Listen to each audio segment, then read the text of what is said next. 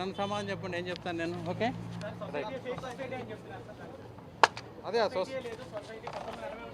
Society ఫేకా enquiry చేయడానికి already Srinivas Reddy గారు అని ఆయనతో నేను మాట్లాడాను. నెక్స్ట్ వీక్ ఫ్రైడే కల్లా ఈ గత 20 సంవత్సరాల నుంచి సొసైటీలో ఎవరెవరు ఆడిట్ చేశారు, ఆడిట్ రిపోర్ట్స్ ఏంటి అని కూడా తీసుకురమ్మన్నాను. అన్నీ స్టడీ చేసి పర్సనల్గా, నాట్ యాజ్ ఎమ్మెల్యే బాధ్యత కాదు ఇది, కానీ మా కాన్స్టిట్యున్సీలో మా ఓటర్స్కి నష్టం జరిగింది కాబట్టి వాళ్ళ కోసం నేను పనిచేయడానికి సిద్ధంగా.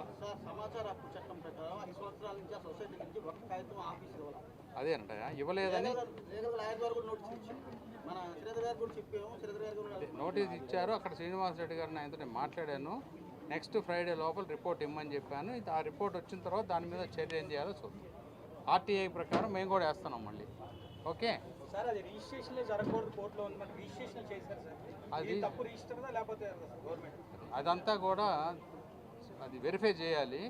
నాకు తెలిసినంత వరకు ఏంటంటే వీళ్ళు రిజిస్ట్రేషన్ చేసుకున్నాక రిజిస్ట్రేషన్ జరగకూడదని పెట్టారని చెప్తున్నారు ఈ ఓనర్స్. ఎవరైతే అది చేసుకున్నా పెట్టారని చెబుతున్నారు. సో వీళ్ళు ఇచ్చిన ఇన్ఫర్మేషన్ 2023 దాకా అయినాయి, ఆ తర్వాత పెట్టారట.